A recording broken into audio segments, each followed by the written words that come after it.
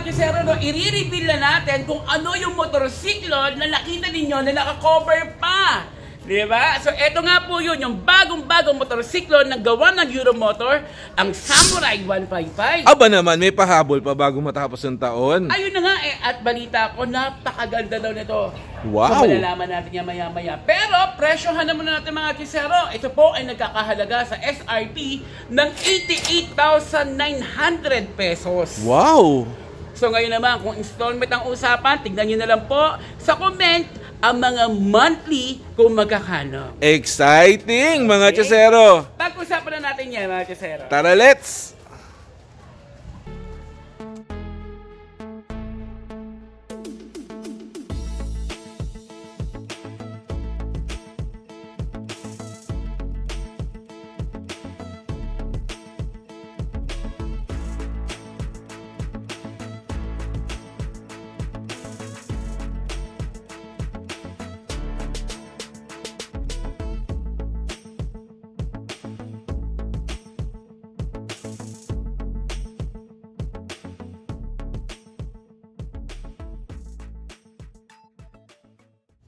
Hello mga chesero, mga boss, mga paps. Welcome back to Archie's Alonso Motovlog. Yun, at kung di ka pa nakasubscribe, subscribe na, and don't forget to hit like, share, comment, and hit that notification icon sa channel na nagsa-start ng pagka-canvas ng motorcycle units, parts, and accessories.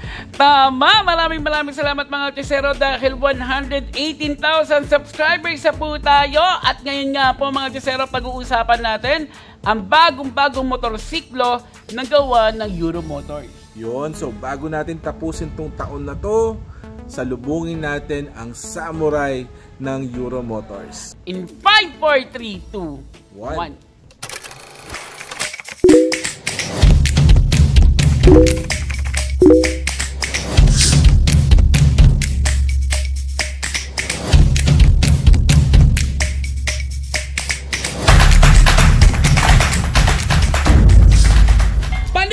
Marami na naman magkakagulo mga chesero dahil dito sa bagong motorsiklo ng Euromotor, itong Samurai 155, harapan pa lang. Oh. Correct. It really stands out mga chesero. Design-wise, it looks fresh, unique, and it promises high performance mga chesero. So sa harapan pala mga chesero, makikita nyo naka-butterfly design yung kanyang harap. Napaka-unique at napakaganda ng rehistro ng kanyang daytime running light. So, look at it, mga para siyang lagare yung itsura niya mga chesero. Ayan oh. Hanggang dito yan sa baba mga chesero. At syempre, ang Samurai 155 po, naka-LED light na yan. Wow, ang ganda ng rehistro mga chesero ng ilaw. Very unique, very standing out mga chesero. Nakadagdag pa ng forma yung kanyang metallic red color. Yes. At mamaya makikita niyo mga chesero yung other two colors niya, yung blue at yung black. Pero for now, tuloy-tuloy na natin. Chunky fender. Tama! Oo, napakaganda, no? Medyo malapad talaga siya. Tapos ngayon po mga chesero, naka-telescopic port po ito. Ang size po ng gulong sa harapan ay nasa 180 by 14, tubeless at naka-disc brake po siya mga chesero. Wow, napakalapad ng kanyang disc mga chesero. And it really promises safety kasi napaka-chunky at napakalaki din ng kanyang gulong. Correct, at hindi lang yun. Yung design ng mugs niya, diba? Hindi typical. Yes, so ang ganda, impressive ang harap. Dako ngayon tayo sa pinagmamalaki niyang panel. Oo, di ba? Akalain mo mga chesero, ang Samurai 155 ay naka-digital panel. Ito po yung mga indicators niya. Ito, meron tayong clock dito, speedometer, odometer, signal, fuel indicator. So, ayos to. Yes, so decent size mga chesero, very functional. Dako ngayon tayo sa kanyang mga buttons. Okay, sa mga buttons naman tayo mga chesero. Ito po ay merong high beam and low beam. Tapos may passing light pa siya. May horn. Yan, sa pa nga. Yun. Meron tayong signal dito mga chesero. Ang ating kill switch and ating ilaw at yung starter natin. Yun. Electric starter. And kumusta yung kanyang grip?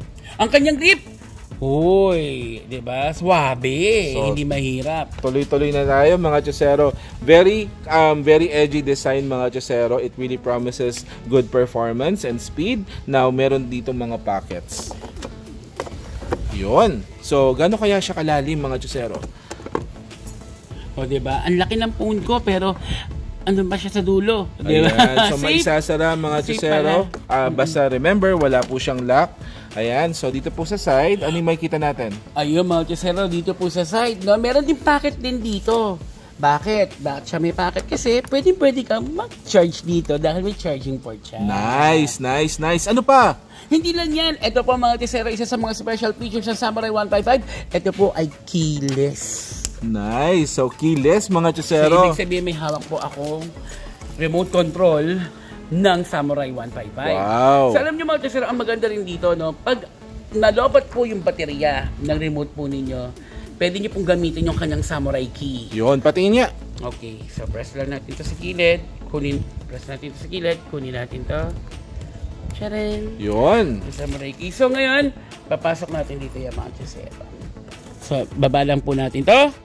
At ilagay na natin ang susi.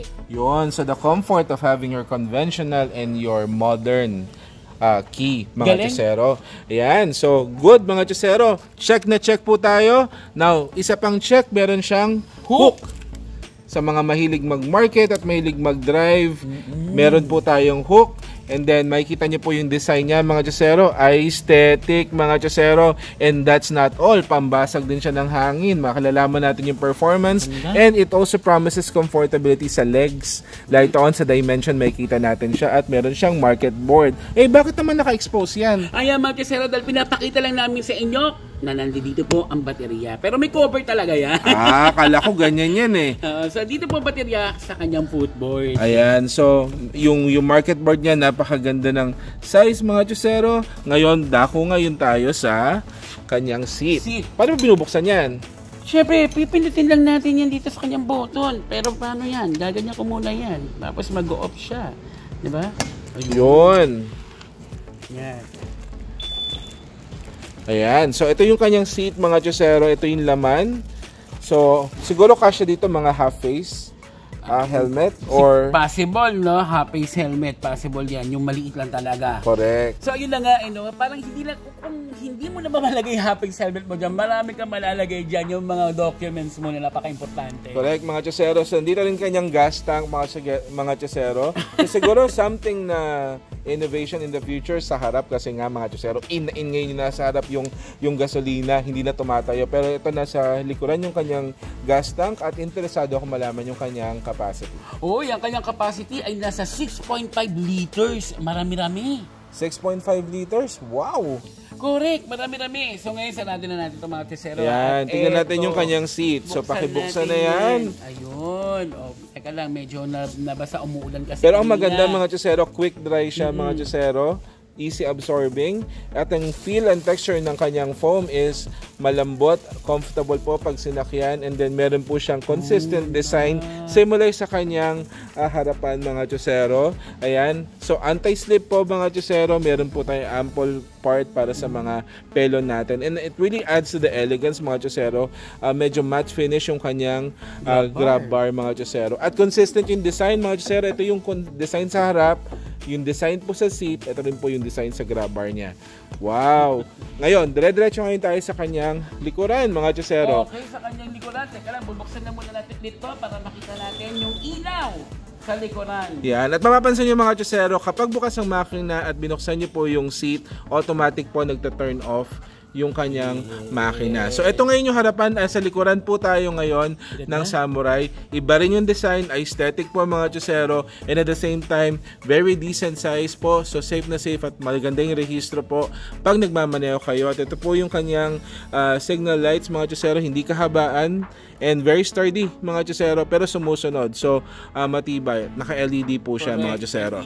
Ayan, so ito po yung kanyang fender. Tingnan natin yung agwat niya sa gulong. So malaki din po yung agwat sa gulong, so talsik, okay tayo. At ito yung kanyang single shock, mga Chesero. Okay, so ang size po ng gulong nito sa likuran, mga Chesero, nasa 120/70/14 inches at tubeless po ito.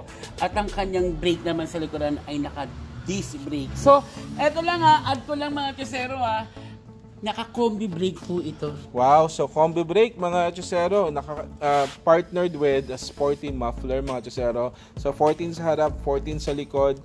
Ito po yung kanyang specs sa kanyang gulong at sa kanyang brake system. Correct. So tingnan mo, ang dami pala mga features nito, no? Pero paano pa kaya kung i-add natin yung makina? Okay mga Chisero, pag-usapan na natin ang pinagmamalaki ng Samurai 155. Ang makina po nito ay 4-stroke, 150cc, liquid-cooled, at EFI. Yes, so sa mga fan ng mga 150cc unit at sa mga OC, mga Chisero, ito po yung additional specs niya. Bore and stroke 57.3 by 58mm, compression ratio po na 10.6:1, then transmission niya po is CVT na may maximum power na 10.8 kW at 8,500 RPM na merong max torque na 40 Nm at 6,500 RPM. Wow! So, saan ka pa, Walo, no? Keyless na, liquid-cooled pa, naka-disc brake pamparehas at CBS and tubeless, meron pang idle stop switch at enhanced smart power. Teka nga, magkano nga ulit ito? Nasa 88,900 pesos. So, all in na to, mga Chisero. So, ano pang hinihintay natin? Bilhin na po natin. But bago nyo po bilhin, mga Chisero, panigurado ko sa inyo makita anong itsura at dimensions ng unit. Correct. So, ngayon, sige. Sakyan Sakyan na mo natin na. yan. Yan. Pero wait lang ha, napansin ko, wala pala siyang kickstart. Electric start lang tayo, si Samurai 155. Ayun. So, tara, itest na natin, mga Chisero, yung dimensions. Sa mga Chisero, dito na tayo sa dimension. Ang height ko po is 5'5". Ayan, so mga Chisero, sa dimensions niya, habang pinaprepare po ni Chisero, nasa 1,950 by 700 by 1,090mm. Meron po siyang ground clearance na 110mm, na meron dry weight na 108 kg. Naka Euro 3 clean emission po siya, mga Chisero. So, tingnan lang po natin yung itsura ni Chisero sa side. So, yan po. At ito po yung itsura sa harap. Ito po yung sasabi kong very sporty, very unique po and adventurous po yung itsura sa harapan. So ngayon tingnan natin yung feel ni Chisero habang sinasakyan niya ang Samurai unit. Ang feel ko, gusto ko na siyang i-uwi. Tara, kaso walang gas. Yun nga lang, kung walang gas. Yun nga mga Chisero, no, ako, syempre, comfortability naman ang kailangan natin talaga. So okay naman sa akin to. Plus, naliliko ko naman siya na maayos. Okay naman siya, pero sabi ko nga sa inyo, medyo mababa nga lang talaga yung kanyang panel. Kasi po si Chisero, ayaw na ayaw niya pong nakikita ang kanyang tiyan. Pero, hindi, nasabi na talaga ako na level talaga. So, medyo nabababaan lang talaga. Pero ang usapan dito is yung makina at yung ganda ng motorcycle. So, ang ganda ng unit, mga Chisero, very premium looking, especially if you will drive it. And nagsa-stand out ka sa crowd, mga Chisero, kasi kakaiba yung kanyang design, very unique ang kulay, at has full-packed safety features. As in, bang kakaiba talaga? O may kahawig siya? Well, sa akin kasi, it really stands out whether may kahawig siya at napakaganda nung kanyang rehistro pag sinasakyan na ng ating mga Chiseros. Sa lahat po ng mga gusto pong mag-inquire about po sa Samurai 155, punta lang po kayo dito sa Mitsukoshi, Biolago, Quezon City. Ang number po nasa screen. Yan. At wag po kayo mag-alala, mga Chisero. Sa mga previous vlogs po namin sa Mitsukoshi, all three brands that they support, meron po tayong parts and services. At ano yung mga brands na ito ulit? Meron tayong Euro Motors, meron tayong SYM, at meron tayong Keyway. Ayan. At hindi lang yung mga Chisero, no, magkakaroon po ng test drive ang Samurai 155. Wow, totoo ba? Malalaman po niyo yan sa channel na to. Ibibigay po namin sa inyo kung kailan po. Ayan, so sa gustong ma-experience yung Samurai, abangan po natin yung test drive niya. At ipasok mo na rin yung camera para makita na rin nila yung kulay blue tsaka kulay black. Ay, tara, excited ako makita yun. Tara. Halika na. So, dito tayo mga Chisero. Ayan. Ayan, dito po yung mga motorsiklo ng Mitsukoshi. So, andito yung mga Jet 4 RX, cruising. So, Tagapagmana ka ba? Tagapagmana? Tagapagmana ako eh. Dito. So, ito po yung Samurai Ayan. na matte black. Ayan. Wow, ang ganda, mga Chisero. So, matte black siya pero may accent siya ng yellow. Yes, at yung mugs niya, tingnan mo. Diba? Ay, oo. Naka-gold po, mga Chisero, sa mga mahilig sa gold. Meron po dito sa Samurai at meron pong highlights ng yellow. Ay, So, diba? ano pa? Ang ganda. At yung isa pa may nakita ko dito, yung kulay blue naman po ang kulay. Uy, may blue. Ayan. Ito yung blue. Uy, iba yung kulay ng blue niya, mga Chusero. Mamahalin. Kaya mamahalin nyo, mga Chusero. Ayan, oh. Hihira lang ang makita ng ganyang kulay, mga Chusero. Kaya pakiabangan nyo po, magkakaroon po ng test drive si Mitsukoshi ng mga Samurai 155. Yun, mga Chusero. Ang ganda ng blue, mga Chusero. So, meron silang 3 kulay. Ayan. Maraming salamat po.